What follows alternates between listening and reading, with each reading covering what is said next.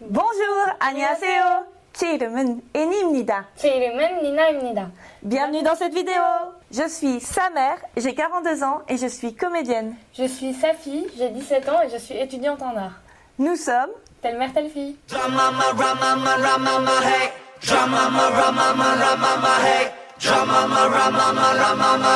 Aujourd'hui, on va aborder le thème des dramas coréens. Comment ils sont entrés dans nos vies, Les genres de dramas qu'on aime et pourquoi. qu'est-ce que les dramas ont apporté à notre relation mère-fille. Et on finira par un top 5 des dramas qui nous ont le plus marqués. Alors, quand j'étais jeune, j'étais fan des cultures asiatiques, notamment celle du Japon, puisque c'était le pays qui avait réussi à exporter jusqu'à l'étranger, jusqu'en Europe, ses animés, ses mangas. Donc, je suis tombée dedans et ça a fait partie vraiment de ma jeunesse, mon adolescence. Et je pense qu'en tant que jeune adulte, j'ai un petit peu laissé ça de côté. Jusqu'à ce que ma fille, vers l'âge de ses 11 ans, je dirais, elle a commencé à s'intéresser aussi aux animés et à la culture japonaise, qui m'a permis en fait de me reconnecter à cette partie-là de moi et à recommencer à partager cette passion avec elle, cette fois-ci. Donc j'ai commencé à être fan du Japon. Et en 2017, je cherchais des groupes de J-pop. Et je suis tombée sur des groupes de K-pop, en premier BTS évidemment, et puis j'ai découvert les Stray Kids et je suis devenue une stay. Et puis je me suis mise à regarder des dramas. Je dirais que c'est à cette période-là que j'ai été emportée par l'intérêt finalement de ma fille pour la Corée. Je me suis intéressée à l'histoire du pays, Oui. à sa culture traditionnelle, et finalement, moi aussi, je suis tombée sous le charme des dramas coréens. Alors moi j'ai commencé les dramas avec Warang parce qu'il y avait Kim Tae-young des BTS qui jouait dedans et que j'étais très fan des BTS. Mais j'ai pas vraiment accroché, même si la série est objectivement bien. Mais après j'ai vu My ID is Gangnam Beauty et j'étais complètement fan et j'ai vraiment accroché à partir de ce moment-là en fait. Moi, c'est en 2018, j'ai commencé à prendre des cours de coréen au Centre culturel coréen de Bruxelles. Et là, dans ma classe, il y avait plein de jeunes femmes et la moitié écoutaient de la K-pop et l'autre moitié regarder des dramas. Donc moi j'en ai profité, j'ai demandé conseil pour qu'on me dise par quel drama vraiment commencer. Et une jeune fille m'a proposé de commencer par la base, c'est-à-dire Boys Over Flower. Autant vous dire que je n'ai pas du tout accroché. C'est ce qu'on m'avait dit. Je n'ai pas du tout accroché. Je me suis pas retrouvée dans l'héroïne et je n'étais pas vraiment à l'aise avec le concept de Cendrillon.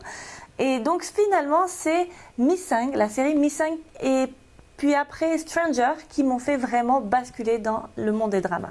Moi je les ai pas vus ceux-là mais c'est après quelques temps à regarder des dramas chacune de notre côté qu'on a commencé à en regarder ensemble. Oui, je pense que le premier c'était Itaewon Class E à sa sortie début 2020. Ouais. Et puis après il y a eu le confinement donc on a eu tout le temps qu'il faut pour regarder des dramas. 3, 2, 1. Oui, c'est moi. Oui, en général, c'est moi qui me tiens au courant, qui lis sur Internet ou qui regarde des vidéos sur YouTube pour savoir un peu quelles sont les sorties, les tendances au niveau des dramas. Et après, je les propose à Nina et je lui dis, je pense que cette série-là peut nous convenir à toutes les deux. C'est comme ça qu'après avoir longuement discuté quand même, on a décidé avec Nina de regarder Squid Game. Voilà, et ça, on avait fini les épisodes après, je pense, 5 jours. Ouais. Donc 5 jours après sa sortie, on avait regardé tout Squid Game. Et plus récemment, c'est moi qui t'ai proposé de regarder l'excellent Extraordinary Attorney Woo. Ouais, c'est très bien d'ailleurs. Pour moi, c'est ma mère. Elle ne s'est pas restée assise, elle se lève souvent pour aller faire d'autres trucs. Oui, je suis un peu hyperactive. Voilà, mais par contre, elle vit ses émotions à fond. Elle peut être énervée ou triste, premier degré, quoi, vraiment. Par contre, Nina, elle parle tout le temps. Il y a plein de dramas où... Mais je suis obligée de lui dire, mais tais-toi, chut. Par contre, je suis celle qui pleure le plus. Ou je suis celle qui pleure en premier. Oui, souvent tu pleures et puis après je te rejoins parce que ça me rend triste de voir ma maman triste. Je sais prévoir quand toi tu vas pleurer. Ah ouais? Ouais, quand il y a des problèmes enfants-parents, ça te touche beaucoup. Oui, oui, c'est vrai. C'est quelque chose qui me prend aux tripes souvent. C'est parce que j'ai le cœur sensible. J'évite les scolaires en général. sauf Extraordinary You parce qu'il a un pitch de malade. Vu que l'idée à la base du drama est excellente, en fait, j'ai vachement accroché, même si c'est dans l'univers scolaire. Ah oui, et All of Us Are Dead parce que cette série, elle était dingue et elle a été en fait thérapeutique pour moi, vu que j'étais carrément une phobique des zombies avant ça. Ouais. Je n'ai jamais pu voir des séries comme Walking Dead ou des films comme Train for Busan que tu m'avais conseillé, mais c'était pas possible. J'avais vraiment une vraie phobie du zombie. Ouais. Et cette série, c'est toi un petit peu qui m'a poussée. Oui, parce que c'est pas toi qui allais faire. Non, moi, j'étais pas prête, vraiment. Et finalement, il y a eu le premier épisode que j'ai regardé en lui tenant la main. Oui. Et en faisant comme ça pour pas regarder. Non, et finalement, j'ai accroché à mort. Maintenant, ça va beaucoup mieux. J'imagine même pouvoir sauver le monde un jour et dézinguer du zombie sans problème. Je suis pas sûre de ça. Mais en tous les cas, nous, on aime quand même bien dans les dramas qu'on regarde, regarder des thrillers, des choses avec un peu épouvante aussi. Ouais, c'est ça. On aime bien quand même se faire peur toutes les deux. Mais moi, en général, je suis plutôt ouverte sur les genres de drama. Je pense que j'aime juste moins les sageuk et sinon, vraiment, j'aime tout, quoi. Alors que moi, j'aime plutôt bien les dramas historiques qui remettent en lumière certaines périodes de l'époque Joseon, par exemple. Même si c'est romancé et réécrit, mais c'est quand même pas mal pour découvrir un peu l'histoire de la Corée. Mais par contre, je trouve que tu n'aimes pas les séries en costume. Ouais. Mais par contre, tu es vachement intéressée par tout ce qui est...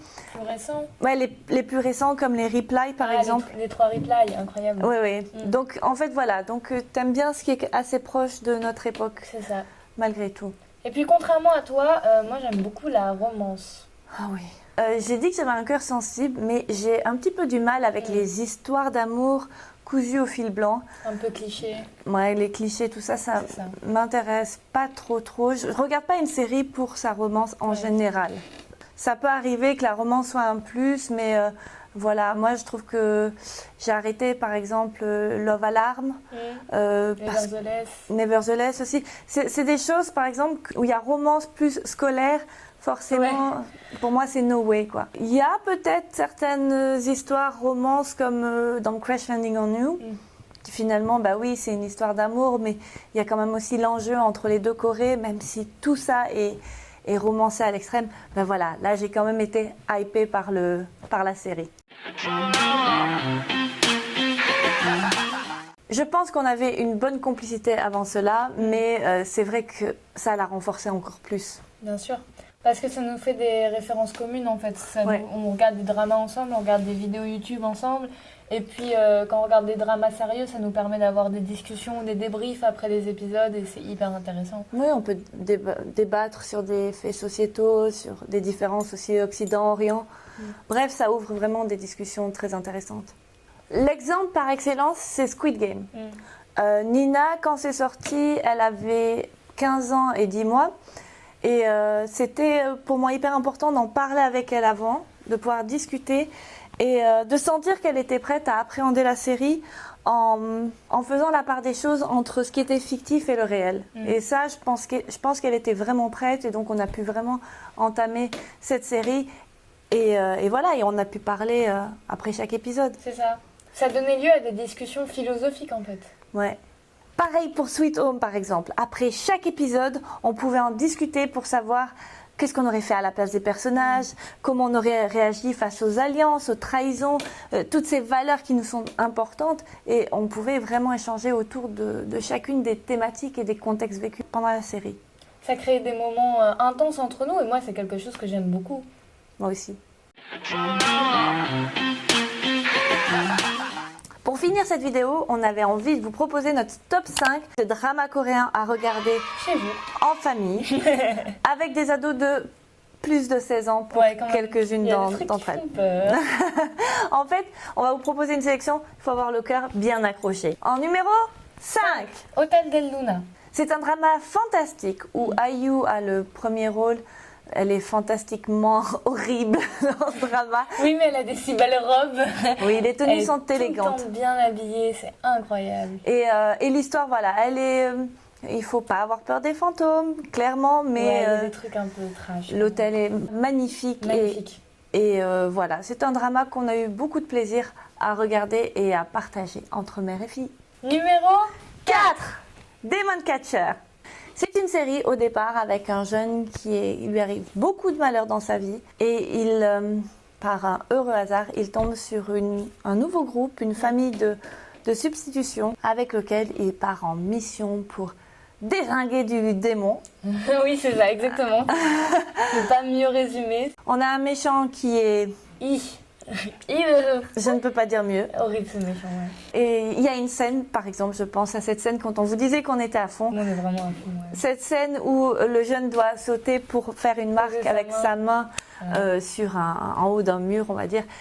On était complètement en mode... Oh, c'est mon poulain, vas-y. Oui, on était à fond. Exactement. Numéro 3. Vincenzo.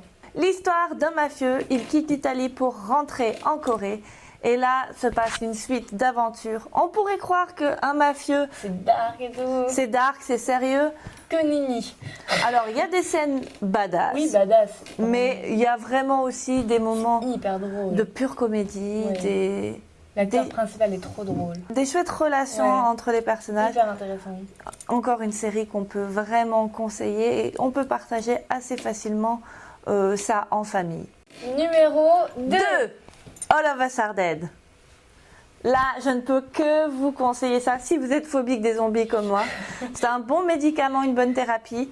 C'est une série qui est certes une scolaire, mais alors peu importe, puisqu'on n'est plus à ça près. Ça devient de la survie en fait. C'est un drama de survie où les alliances et aussi les trahisons entre les différents groupes et individus peuvent avoir une incidence. C'est un drama qui tient en haleine tout le long. Exactement, ouais, c'est ça. Et jusqu'à la fin. C'est pas un drama qui déçoit, je trouve, sur le dernier épisode. Oui, la fin est bien.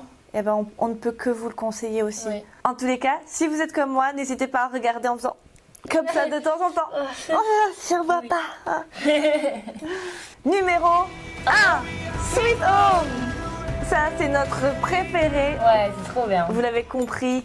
C'est quasiment un huis clos dans un vieil immeuble un peu glauque et délabré. Il y a aussi des alliances, des trahisons, il y a aussi des questionnements à se poser sur comment on aurait réagi si ça nous était arrivé. Il y a aussi des vilains monstres qui font peur. Alors, il faut faire preuve de tolérance par rapport à certains effets spéciaux qui peuvent quelquefois sembler un peu cheap. On est une héroïne plutôt badass. Ouais, plutôt badass, une pompière incroyable. Et je suis amoureuse de l'acteur principal. Comme beaucoup, je pense. On a clairement une idée de génie pour le concept de qui est le monstre et pourquoi.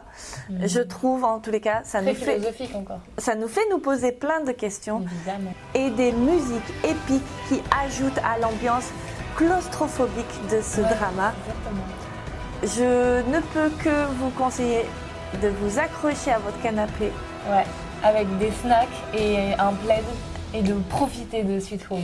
Voilà, on s'arrête ici pour cette vidéo. On espère que ça vous a plu. En tous les cas, c'était très chouette d'échanger sur ce sujet avec vous. N'hésitez pas à mettre en commentaire ci-dessous de la vidéo votre top 5 des meilleurs dramas à regarder en famille. Et c'est pas grave si on n'est pas tous d'accord. Abonnez-vous à la chaîne du Centre culturel coréen et activez la cloche pour ne pas rater les prochaines vidéos. Et regardez des dramas avec vos proches. Annyeong! 자꾸 반복되는 장면 그 속에는 갇혀 끝이랄 수 없는 나의 드라마